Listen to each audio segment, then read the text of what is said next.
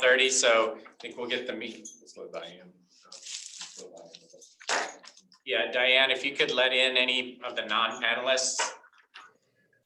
We are broadcasting and I don't see any attendees represented yet. Okay.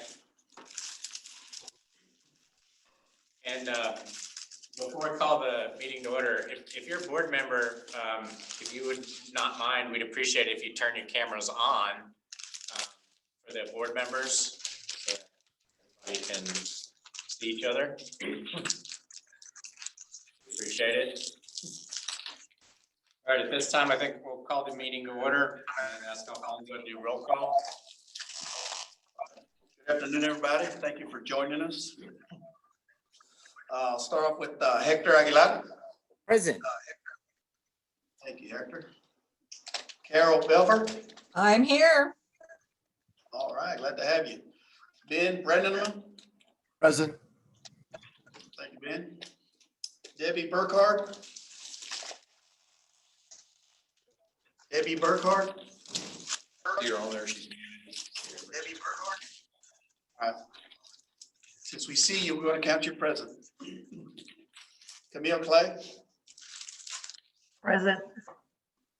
Thank you, Camille. Marco Cruz. Marco Cruz. Sandra Dillett. Present. Sandra. Woody Egbertson. Here. Thank you, Woody. Renee Flores. Here. Renee. Jennifer Thomas. Jennifer Thomas. Okay. Becky Garlick. Becky Garlick. Kimberly Good. Kimberly Good. Denise Harlan. Denise Harlan. Tracy Jackson. Tracy Jackson. Mike Hammerlander. Here. Thank you, Mike. And Frank Leonardis is present. Jeff Light. Jeff Light. Margaret Lindsay. Here. Thank you, Margaret. Riley Mitchell. Present. Thank you. Cassandra Moya. I'm here. Thank you, Cassandra. Tim Oles. Tim Oles. Eben Riggs. Eben Riggs. Here. Thank you, Eben. John Robinson. John Robinson. And Alfonso Cifuentes is present. Nikki Stallings. Present. Thank you, Nikki. Scott Staten. Scott Staten. Jennifer Tucker. Here. Thank you, Jennifer. And last but not least, Ms. Elvazel. Right here. All right, thank you. Mr. Chairman, we have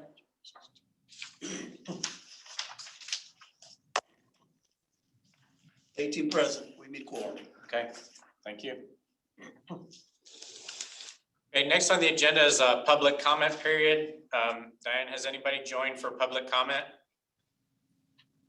We did have an attendee express intent earlier today, but that attendee has not joined the meeting yet. Okay. All right.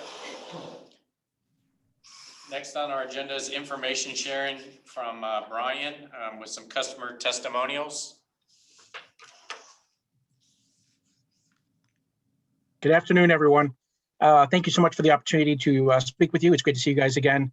We're actually going to be leading off first with the project that we took on under our Community Awareness Committee to generate a new calling card video.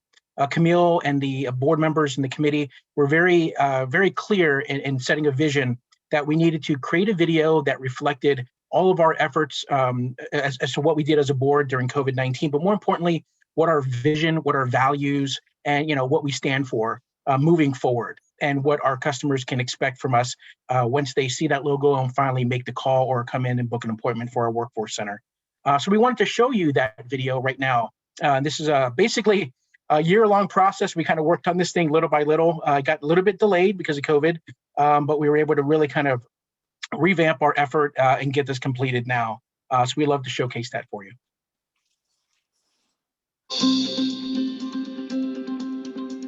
Our hearts are with all of those who have been affected by the pandemic. In just a few months' time, COVID-19 has brought about years of change in the way that we all live, work, and do business, and has left lasting effects on our local industries and workforce. But one thing remains constant. When Central Texans need help, the Workforce Solutions Rural Capital Area team is always here to answer the call. We empower Texans of all abilities to find sustainable career outcomes by coaching them to employment to meet the workforce needs of local industries. Amid the pandemic, our 9-county area of Central Texas continues to be one of the fastest growing regions in the country. These employers need skilled and qualified workers. With rapid local development and expansion comes the need to attract, recruit, and retain a highly skilled workforce. We put people to work. We do this by bringing together community leaders, industry experts, and training providers to develop workforce solutions for Texans. We facilitate workforce and childcare services by finding new and innovative ways to keep each of our counties working, growing, and competing at a global level. As our region made significant interventions to curb the spread of the coronavirus, our teams mobilized to protect the health and safety of customers and staff, to ensure that our business services, early childhood development programs, and career services continued virtually. We introduced a unified toll-free number for all services, an online appointment system on our website to book curbside or in-center visits. We launched the Jobs Now portal to supplement job matches on workintexas.com to help employers fill immediate openings and help job seekers review positions in high demand. We were also the first in the state to offer online job fairs weekly with our Workforce Wednesdays virtual hiring events to connect talented Central Texans with great Texas employers. The pandemic has pushed companies over the digital tipping point and transformed the future of work. To help Central Texas business and job seekers stay competitive, our no-cost, live daily career enhancement workshops were moved online to be accessed from any interactive mobile device. Through our partnerships, we are also offering more than 20,000 free online courses in high-demand occupations through Metrics Learning, LinkedIn Learning, and Academy. We are also able to deliver solutions to job seekers and employers by assisting parents with childcare tuition assistance to enroll their children with high-quality providers. Childcare is one of the biggest expenses families face, and our team has been working closely with local providers daily to enhance the quality of care and education. Our vision is to ensure that local employers will have a highly skilled and educated workforce, and our residents will have the competencies, skills, and education to become self-sufficient and live a quality life. We are delivering on that goal by continuing to reduce the structural barriers that can prevent Texans from finding sustainable employment. We are also enhancing the region's employer-led and demand-driven workforce system and identifying pathways to help job seekers tap into occupations in high demand that provide family-supporting wages and opportunities for advancement. We are Rural Capital Area, and we're proud to provide workforce solutions for Central Texans. With your help, we'll continue to get through this challenging time for our community together. Great. Well, I hope you guys enjoyed that. Would definitely love to get some feedback from you. But you'll be seeing this on some local government channels very, very soon, hopefully by next week. And we are basically releasing this out to all of our partners in downloadable form. So whoever would like to post that on their website or on their social media accounts, or share the ones that we're going to be posting pretty soon as well. Our goal with this really is to have this video run in advance of any other webinars or projects, things of that sort, so we can help acclimate our customers and our partners as to exactly what we're doing right now. And the other thing too is we really wanted to just reflect all of your investments and everything that you've been really helping us understand about what you want to deliver for our workforce and how you want to continue to create opportunities for them. So many thanks to Frank, Alfonso, Renee, obviously Paul and Diane and Kara and our entire leadership team for really helping set a really high standard for the type of content and storytelling that we're pursuing. And hopefully we are delivering on that for you. Next, I'm going to be moving on and actually sharing some testimonials with you, as we pledged in very early on last year that we wanted to start sharing more testimonials each of the board meetings. This testimonial is actually representative of a customer in our summer Earn and Learn program. His name is Dane Cunningham, and we actually profiled him as part of our summer Earn and Learn webinar for both employers and also for possible participants. So congratulations to Ryan Tatum, to Jessica Almos, Angela Maldonado, who worked on this. It looks like, hopefully you guys agree that it turned out pretty good.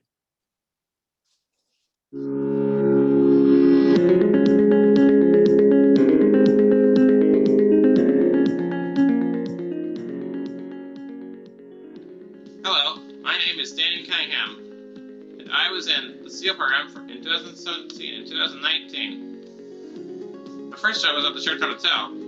At the hotel, I helped fold and sort towels and sheets, and also I sorted shampoo bottles, I swept the floor, and I cleaned mirrors windows. At Schlossky's in 2019, I had a job manager for only a few days, and a manager who was willing to help me. His name was Paul. At Schlossky's, I helped sweep the floor, bust tables, fold pizza boxes, take out the trash, bag pickles, and I still worked there. And I've been working there for about a year and a half. The SEAL program, we learned a lot. It helped me get my foot in the door in the working world.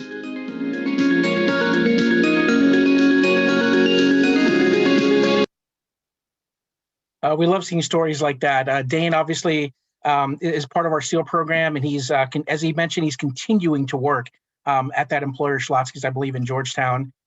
Congratulations to him. Congratulations to the VR team, to everyone that really worked on this program. And look for more information on our Summer Earn and Learn program this summer. We're going to be doing a lot more outreach on that. And this next testimonial video, kind of keeping with the theme of our youth programming, is actually for a customer out of Bastrop that worked with, I believe it was Carolyn Green, our youth coordinator there, our youth talent development coordinator there. And she wanted to share a little bit of information as to what her experience was like. And these videos were produced, these testimonials, by Angela Maldonado, our new multimedia content producer, who's amazingly talented, Emmy Award winning as well. And she's kind of changing up the format as well. So we hope you guys enjoy it. I became more hopeful as a person and as a mom, because I knew just years from now, I'm going to need education to get where I want to be financially for my daughter and myself. So it was so hopeful that they could help with even the smallest things, detailed things that can come from Dollar Tree. They could just help, because my money was going to so many other things, trying to fix other things like my car. I couldn't afford even the simplest things, and Workforce Solutions helped.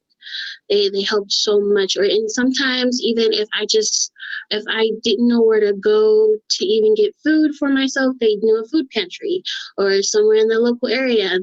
They helped me with every little thing possible. It's you just have to be willing to put in the work.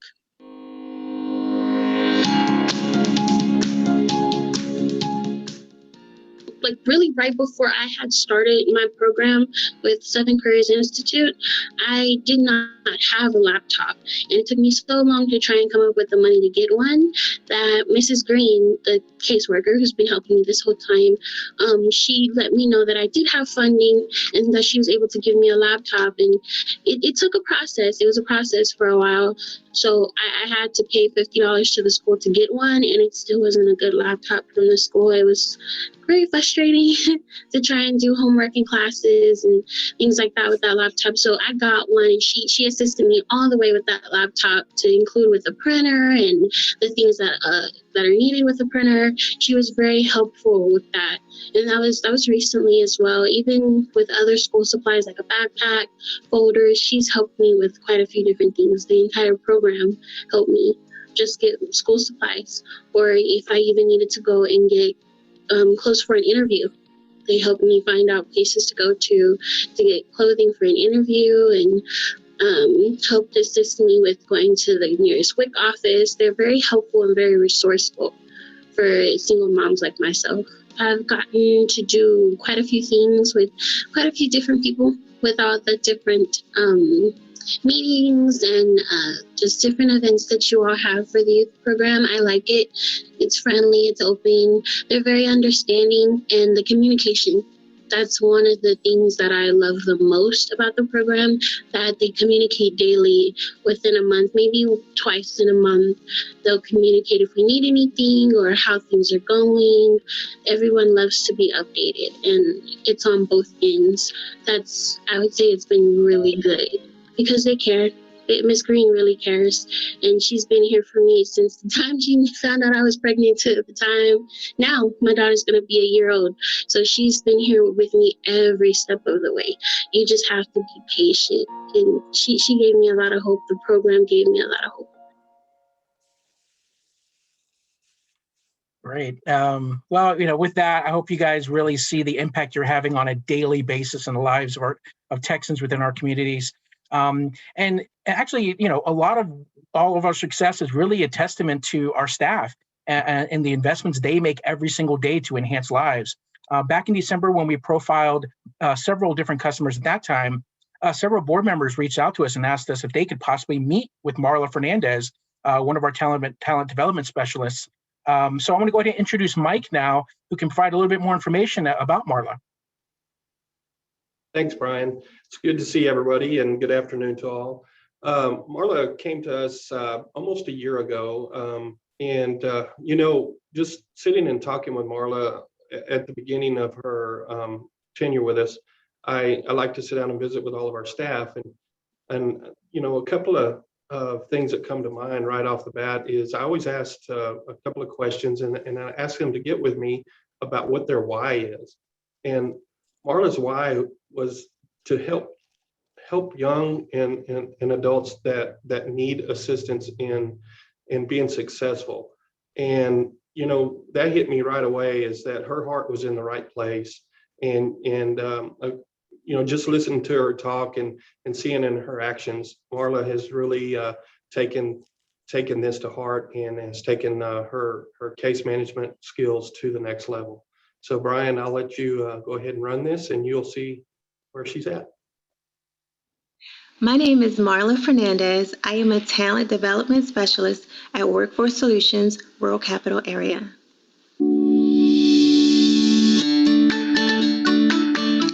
When a customer comes to see me, I want to make sure they know that they matter. I want to make sure they know that they have someone who is on board with them, helping them meet their goals. I love my job because I love being able to offer hope and resources. I love to partner with my customers as they meet their occupational goals.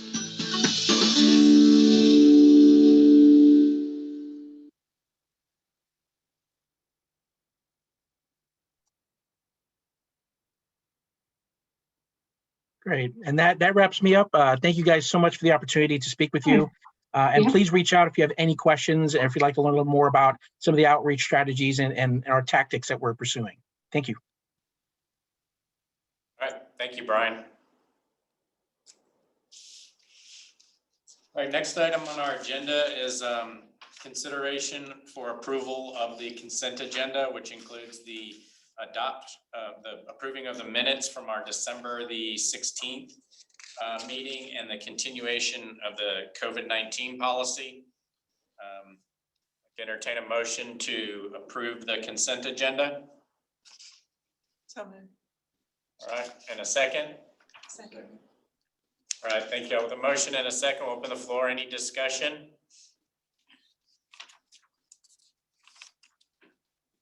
All right, thank you. Diane's opened up the poll to vote for the approval of the consent agenda. For us in the room, all in favor, say aye.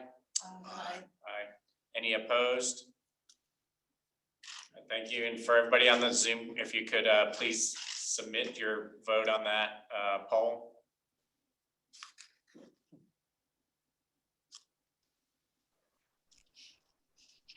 Frank, I think we've got everybody completed.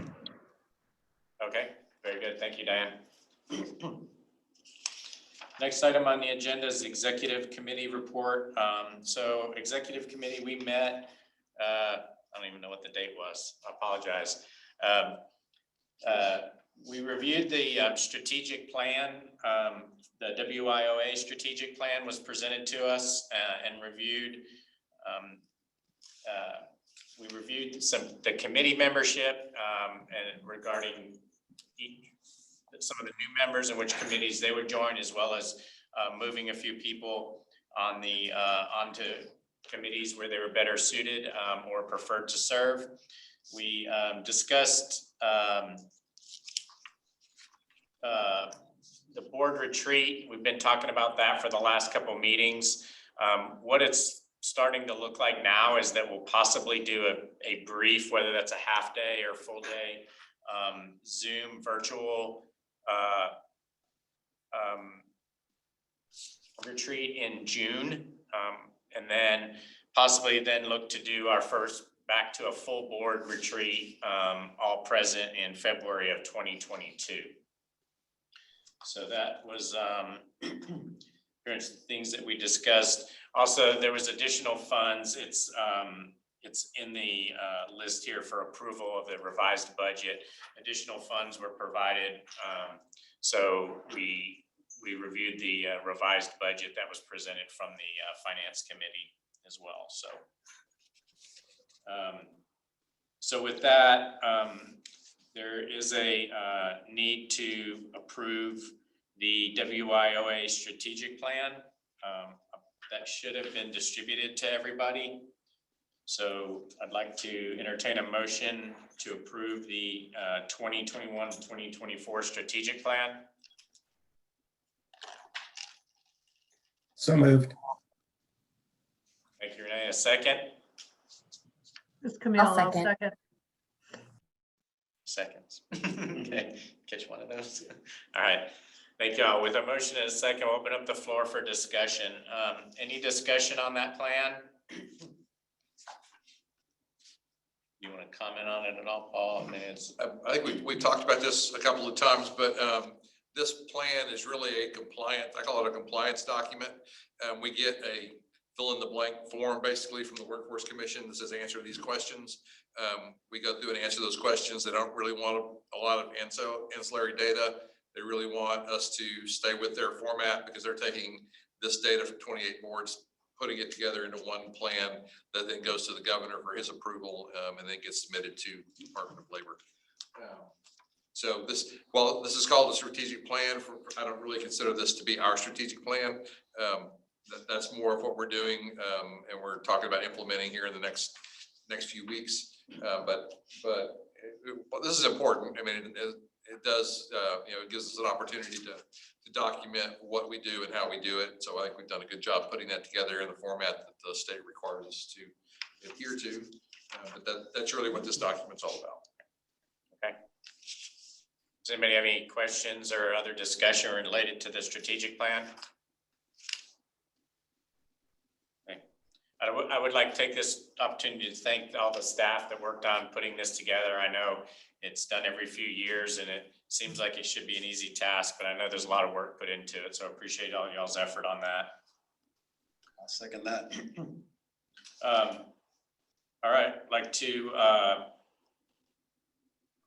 ask for a vote to approve the strategic plan, the WIOA 2021 to 2024 strategic plan. All in favor, say aye. Aye. Any opposed? And thank you. And for everybody on the Zoom call, that Diane has put that poll up for your vote as well.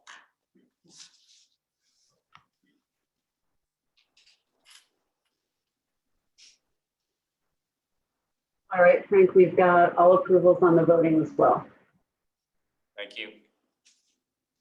All right, next item on the agenda is approval of the revised budget. Page 17 of your board packet has a kind of a summary of that revised budget. So if you've had a chance to look that over, I'd like to entertain a motion to approve the revised budget. I motion. Thank you, Sandra. A second? I'll second. Thank you. All right, with a motion and a second, we can open the floor up for discussion.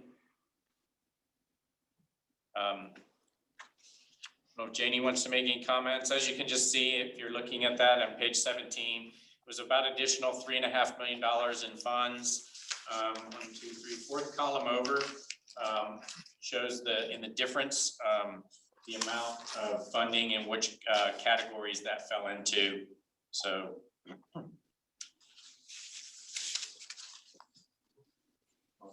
Make any comments on that, or Janie need to, or? I just say this primarily came from two sources.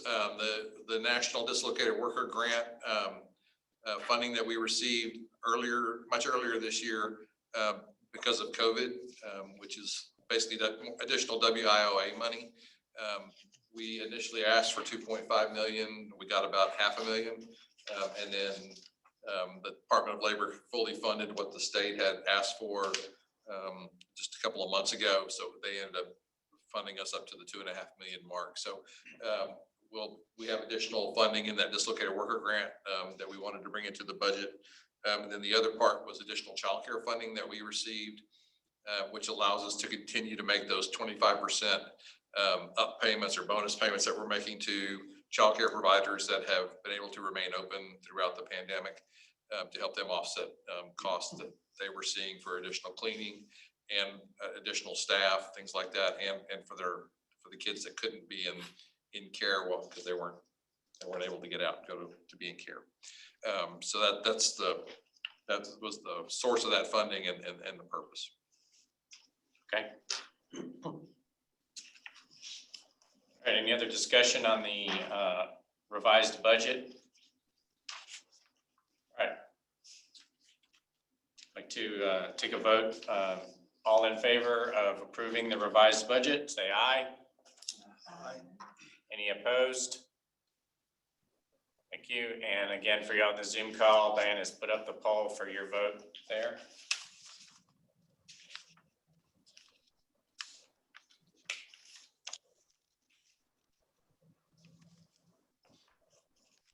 And everybody has completed voting, Frank. Okay, thank you. All right, next item on the agenda is a report from the Business and Education Services Committee. Is Debbie going to present that report? I'm sorry, I don't have my notes with me. I'm away from home right now. I asked Kara if she had any notes. I do have the notes in front of me. Oh, thank you. And I can report on this. I'd say, well, I do want to first thank you, Debbie. I know that you're changing committees, and I want to say thank you in this arena for being such an advocate for our work on this committee. And I know you're going to be an incredible advocate for our awareness committee. And I really appreciate everything you've done. We did, in addition to that change, we did discuss the flyer distribution for among our community partners and how we are continuing that effort.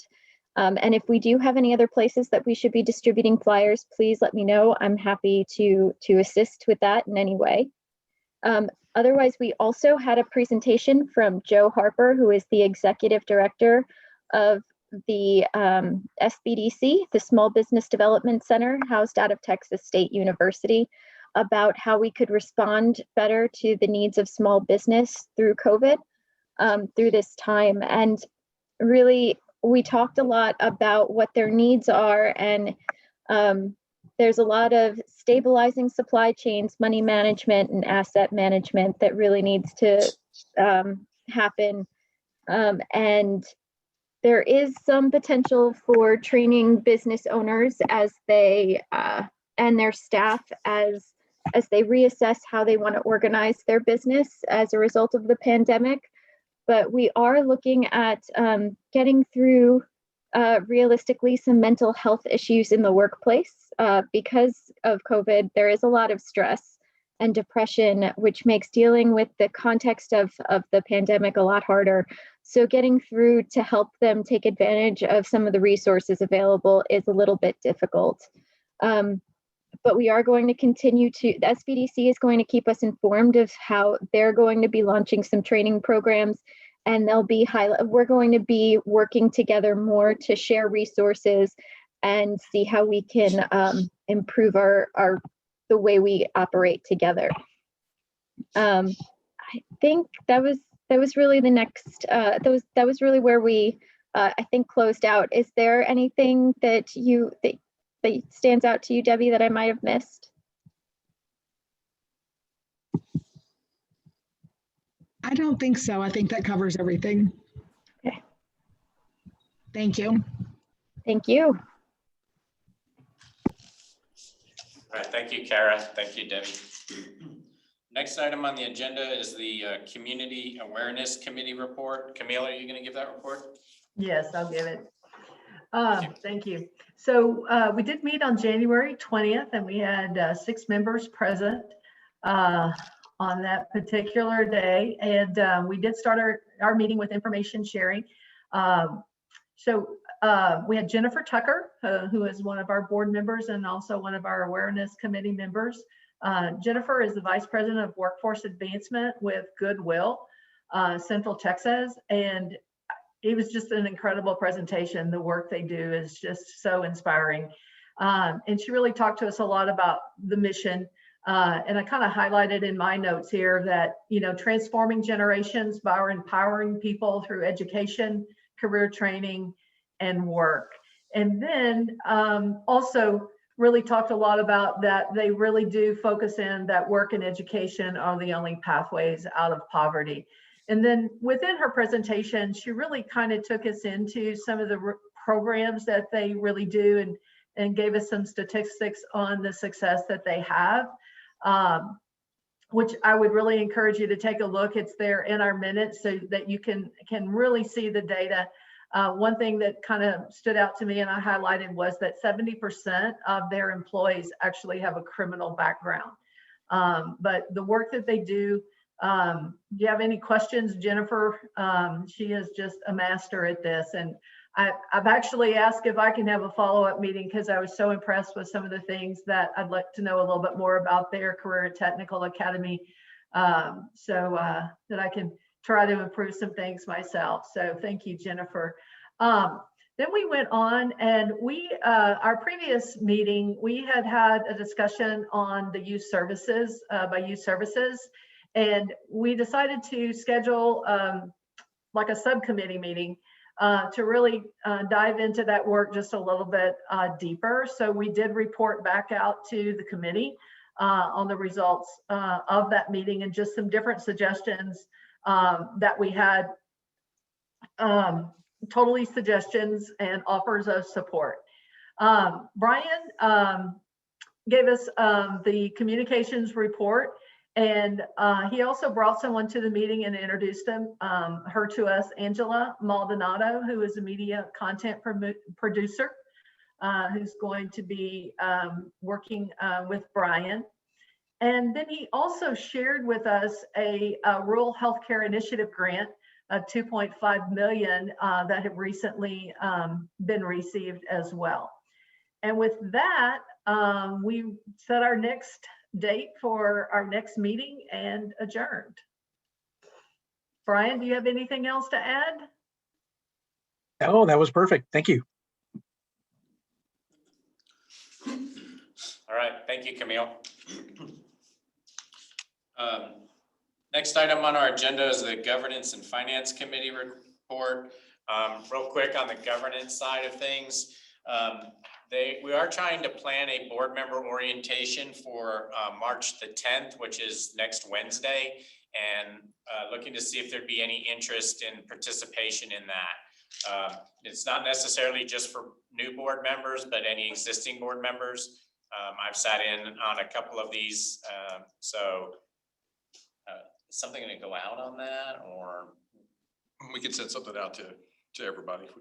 And then it'll be a Zoom session. yeah, it's Zoom, and I believe the last one was around an hour, maybe. I think so. It should be just under an hour. Yeah. I think there's time for Q&A at the end, so it could. So,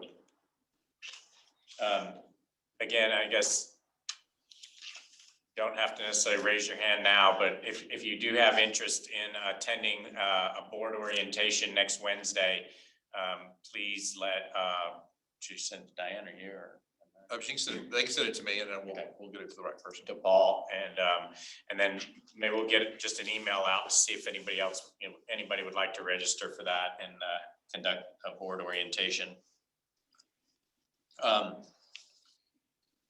So I had mentioned in the executive committee, also in governance and finance, we reviewed the committee membership and made a few changes there with board members and that were current board members, as well as some new board members. And then one other thing that was brought to the committee is that the TWC is looking to kind of have a IT governance, if you will, looking a part of the board to review and have an eye out for IT security. So those type of things, as it comes out in policies and direction from the state, will be reviewed under the governance committee. So that was discussed with us as well. So that's it, other than the finance side. And I'll let Paul or Renee. Renee, do you want to do the financial review? No, I mean, so the financial review was really just the kind of the adoption of the additional monies that you kind of already voted on here previously. So going forward, you'll see the original budget as proposed a few months ago, and then certainly as it was revised to add the new monies in there. But the financials overall, I mean, luckily at the moment are boring. They're in line. Jamie and company are doing what she needs to be done. So there's nothing extraordinary, quite honestly, to mention. And so, certainly the books are cleaner and things have been resolved, and we're on schedule for audits. So all is good. Boring financials is a good thing, huh, Renee? Yes, sir. All right. Well, the summary of the financials are there, page 17, 18, 19, and 20 in your board packet. Any questions regarding that? All right, next item on the agenda is the Untapped Population Committee Report. Ms. Cassandra, are you going to present that? Yeah. Hi, guys. Good afternoon. So we met in January. We went over our Work in Texas dashboard, which provides us with a lot of information about demographics, who's applying for work in Texas, age groups, educational information. And so as a team, we reviewed our Work in Texas information. We also talked about outreach activities for reaching our untapped populations, including ACC looking into paid TV advertisements, and identifying additional information to help us track individuals and find our untapped populations. We also talked about making sure we're using our Work in Texas information appropriately. So in Work in Texas, the workforce staff running reports about those with disabilities that mark themselves as having a disability, in which refer to VR, or marking themselves as not having an education and referring them to AEL. So using the information we have appropriately to work with our untapped populations, and talked about our tri-agency leadership team that's meeting, which is made up of VR, adult education and literacy, and workforce solutions. So making sure that they have that information And we're using all programs available to our customers that we serve.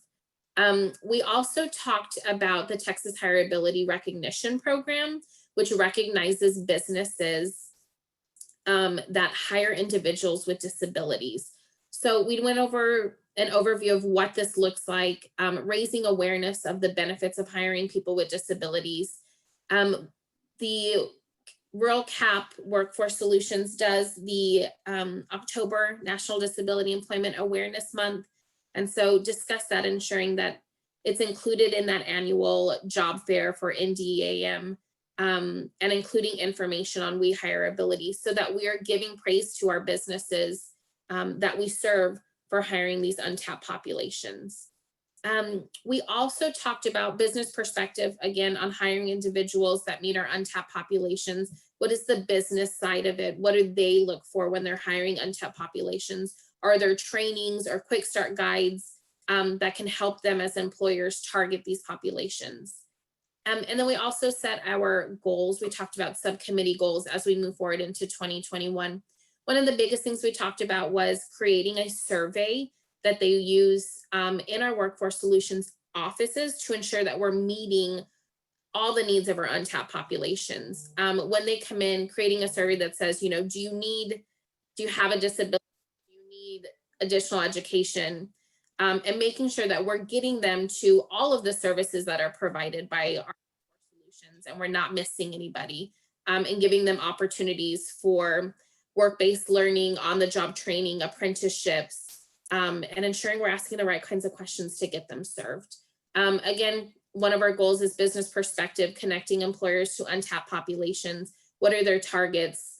In each area, we serve a large area, so making sure we're serving the untapped populations in all of our areas.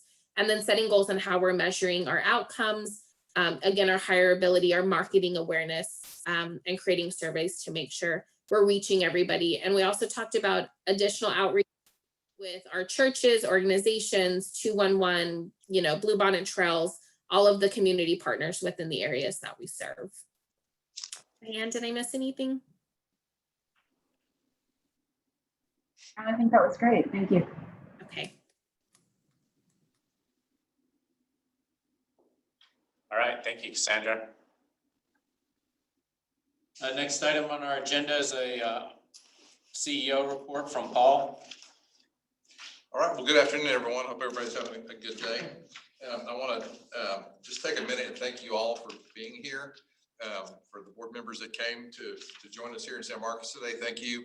And for everybody that joined us online, thank you very much. Your attendance and attention to these meetings is very important, and I sincerely appreciate you being here. I know we're all very busy, but we believe these things are very important. Your input is important, as well as your oversight for what we're doing here. So thank you for being here, and thanks for your time. I think everybody has probably gotten a copy. I'm not sure if you can see it, but our annual report was released, I think, last week. And that you should have gotten a hard copy from us by now. If you didn't, it is online. You can see it on our website, and we'll be happy to get you a copy. Just let us know if you need one, or if you need more than one, we can get you whatever you need there. Brian did a great job putting that document together. There's a lot of really good information included in here. I've heard from the Workforce Commission. They love it because they can take that with them when they go testify to the legislature, and it's got a lot of data in there that they like to share. So good job on that, Brian, and everybody else that worked on that. It's a really good document. Just a couple of things. So Ikea, the Swedish or Danish furniture company, they made a donation to the Workforce Commission of about $5 million. And then the Workforce Commission was charged with allocating part of that money out to boards to do some different things. One thing they asked us to do was to conduct a retail data analysis with 5 different businesses or entities in our area, some rural, some urban. So we worked with economic development, our chambers of commerce, to come up with some businesses or entities that could benefit from that information that didn't already have it. Some places had worked with, apparently there's one vendor in the state that does this, and the name of that vendor is called the Retail Coach. He happens to be in Dripping Springs. His name is Aaron Farmer. And I know that the Greater San Marcos Partnership and I think the San Marcos Chamber have worked with him to develop some of this data for their area. So we picked 5, we worked with 5 different EDCs and chambers around the area to get a good mix of rural and urban. And they're going to supply that data, but it basically uses cell phone data to indicate who your customers are and where they're coming from. So you can kind of see where your customer base is, and if you're going to try to target some marketing, you can either target to that market to further exploit where your customers are coming from, or maybe market to areas where you're not getting any business. But it just gives a business the idea about where their business is coming from and what they can do to try to build on that. So they gave us all $2,000 to get 5 of those done.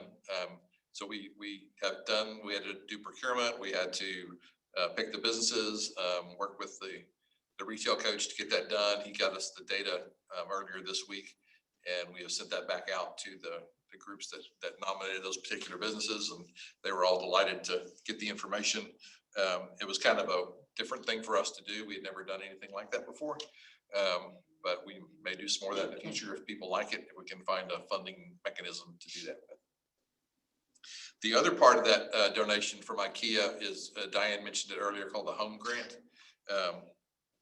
And that is to work with businesses to help them essentially allow their employees to be better able to work from home, to kind of work through that process to enable that and allow that to happen at a greater pace than has happened before. We have until this Friday the 5th to get applications back from different either businesses or EDCs or chambers to identify potential ideas for that. Then we would submit those applications to the Workforce Commission, and we would see what they would fund there. I think those are funded at about $75,000 per board area maximum. So we'll see what comes of that. Not large amounts of money, but just some different kind of things that are coming out. A lot of this related to the pandemic, and how do we help prepare that part of our workforce that was very engaged at a retail customer service level that may not have the opportunity to go directly back into that line of work again. So how do we get them better engaged in the workforce from a different vantage point to provide that same customer service, or help them upskill, retool to come back into advanced manufacturing or skilled trade or something like that. I think we mentioned the upcoming IT security audit. I think Frank mentioned that as part of the Finance and Governance Committee. So the Workforce Commission has decided that each board should go through what they call a penetration test audit. They've contracted with AT&T to come in, and basically they want to come in, look at all your documentation, and they test to try to see if they can break into your network. I think it scared Eric to death. He's working really hard to be prepared for that. They're going to come do that audit of us in April. Nobody expects us to pass the flying colors, because this is a real in-depth thing that the Workforce Commission won't pass their own test. None of the other boards will. They don't expect anybody to, but it just shows where the vulnerabilities might be, and then we can work on a plan on how we begin to address that. A lot of documentation. I know Eric and others who are pulling that documentation together. A couple of boards have already been through it, and one of the best practices early on was the creation of an IT oversight committee. So we've added that to the Finance and Governance Committee's work. But they will gives the board more oversight as to what we're doing regarding information technology and how we're preparing for potential bad things, to how we can prevent those from happening. The calling card video that Brian has put together, I think it's fantastic. Great input from the board committee on how we were going to build that. But it really it's very professional, very polished. It comes off much better if you're not sitting 45 feet or so away from the screen. If you have an opportunity to watch that on your own computer, it's really good. I think it really presents our work in a very positive light, and I think it tells a great story about what we do. If somebody's asking the question about what we're doing, and this is a much longer version of their elevator speech that we worked on, but it's a really good synopsis of what we do, why we do it, and how we do it. A quick update on our workforce centers, just the status. So the majority of our staff are back in the workforce centers. The majority of Equus' staff are back in the workforce centers. There are a few staff that have factors that could make them be considered high risk. So they're still working from home, but for the most part, everybody is back. We continue to offer virtual services. So things like our workshops where we would bring a large group together, we're still doing those things 100% virtual. People can participate in the workforce center for that activity virtually if they don't have any other way to do it. We're still offering curbside services, and then we're seeing customers by appointment. And even customers that walk up, we're able to plug them into the scheduling system and get them an appointment immediately. So we're really seeing everybody that's coming to the door at this point, and staff are doing a great job of keeping everybody safe, follow all the protocols. I know, the governor issued his the mask mandate. I guess that starts next Wednesday. Our contractors have both told us we want our staff to wear masks, and we're going to still encourage the customers to wear a mask. I think that's prudent. We're still going to maintain all of our safety protocols with cleaning and with the plexiglass, all those things. But their staff are doing a great job, and we're, as we over the next few months, hopefully we can get back to some version of normal. We'll continue to evolve. I don't know if that's me. Okay. I got to tell you, there was some update in the last week or so about Amber Alerts, because my phone was doing it until yesterday, and I finally figured out how to fix it. But everybody's phone, if you haven't turned it off, you're going to get Amber Alerts. I'm sure that's what it is. So that's kind of our workforce update. For childcare, our childcare staff with Sandy and Baker Ripley continue to do a great job. We are still making those 25% bonus payments to providers.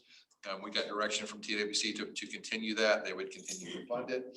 And I think later this spring, that 25% payment will start to phase down. So starting in either April or May, we start to reduce that amount, and it will end, I think, completely in the month of July. But that's enabled a lot of our childcare providers to stay in business where they might not have been able to maintain through the pandemic. So that's been beneficial. I think we have one more distribution of PPE that we're doing for childcare providers. I'm not sure of the date of that, but this will be either the fourth or the fifth distribution of PPE that we've done during this process, and that's always pretty well. It's pretty well welcomed by our childcare providers, because it helps them keep the safety things they need in place without having to spend the money. And we talked a little bit about the Rural Healthcare Initiative grant that we were awarded from the Department of Labor. That started. We were awarded that in mid-January. And I say we, I mean Diane and Janie primarily, have been going through a real learning curve with Department of Labor on what their rules are that are different from the Workforce Commission, how we draw down money, how we account for things a little bit differently than what we've had to do in the past. So we're getting all that information down. They've got a really good process, and their Department of Labor representatives we've been working with are very, very helpful, very, very eager to help us get it right. So we're optimistic about that going forward. We're going to really get started with that for real probably in March, and in the planning piece. That'll run through the rest of this fiscal year, and then starting next fiscal year, we'll actually begin implementing the operational part of the grant, where we actually start doing training for customers working with our partners. So that's pretty exciting. That's really our first big foray into some money outside of the Workforce Commission that we're doing as a board. And our partners that are kind of signed up to work with us on that are also very excited about what that brings to the community. So we're looking forward to that. I'm sure you all know the legislative session is underway. The information we hear back from the Workforce Commission is everything's looking great for workforce with the state government. There hasn't been a whole lot of repercussion about the UI system that we thought we might get. I think they're all focused on ERCOT and Public Utility Commission right now. But from what TWC has told us, all of their budgets they've submitted have been funded at the levels they've been asked to be funded. They haven't been asked to cut. That could happen later, but for now it's looking good. And then to transition over to the federal government, that transition seems to be pretty well underway. They're still confirming a lot of the cabinet secretaries and their deputies.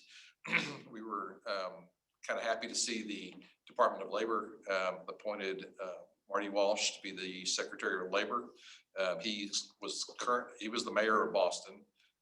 So we participate in a group, the U.S. Conference of Mayors has a workforce development commission or committee, and we participate in that. And I've got to hear from Mayor Walsh, now Secretary Walsh, several times. So he's very familiar with what workforce boards do and what workforce is. I think we'll see, kind of regardless of your political affiliation, we're probably going to see more funding for workforce programs under this administration maybe than in the past. So we're looking with optimism at that and seeing what we can do, hopefully to get the economy roaring again like it was before the pandemic hit. Our workforce plan that we have been working on, it seems like for about 16 years now, is really ready to go. We have kind of finalized that. We're going to do a kickoff of that. I think it's on March 30th or 31st. Somebody correct me if I'm wrong. It's going to be virtual because we all live in a virtual world. And Brian and several others are working on lining some people up to provide some 1 to 2 minute snippets of why this plan is important to the area. We've talked to some county judges, some of our chamber partners, EDC partners, educational partners to get them to weigh in on that for us. And then we'll put something together and have a virtual kind of a kickoff.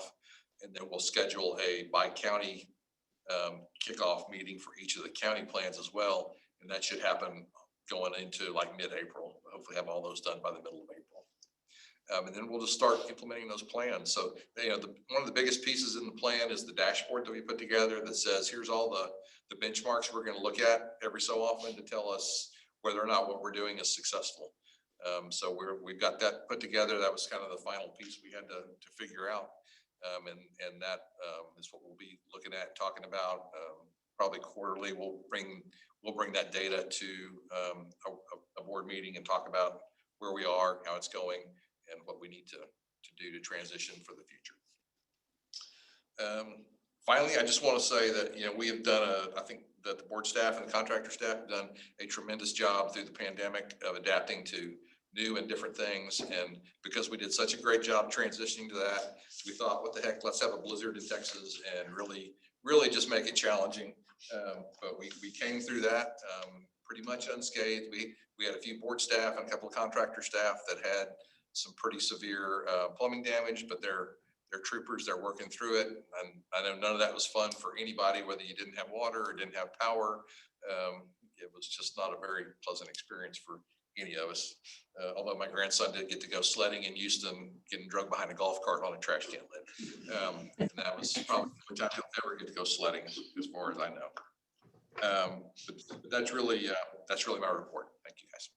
Okay, thank you, Paul.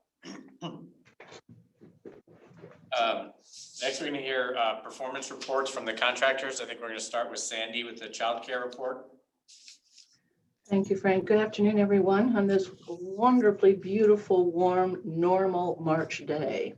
So just to highlight some childcare, as Renee said, it's kind of boring because everything is kind of stable and we like stable. So we're online with our expenditures, and of course it's shown there by county. We are currently, albeit these are January numbers, serving close to 3,000 children, and certainly into February, we are definitely serving over 3,000 children. We are on a wait list. However, since this was shown, we have reduced that wait list down to 1,210 children. And unfortunately, we anticipate the numbers beginning to climb. If Diane, if you would go to the next slide, please. Our providers are holding steady, but we do want to let folks know that we have one more Texas Rising Star provider as of today. So 83 to 84. So we are creeping forward with meeting our goal of 90 by the end of the fiscal year. We did, however, bring on 10 new contracted providers, which is very exciting. For our performance, I like to say that we at least made it on the podium for December. We came in as bronze across the state. Across the state, we are there is a true challenge in bringing in children into care for a variety of reasons. Of course, the work hours being one. Additionally, parents are a little hesitant yet to bring their children into the child care centers. We understand all of that, but we're very grateful in Rural Capital that our parents are responding and care is being provided. We anticipate being on target and meeting target in January. So that is the highlights for childcare. If there's no questions, I thank you so much for your time. All right, next on the agenda is a Workforce Center report from Mike. Good afternoon again.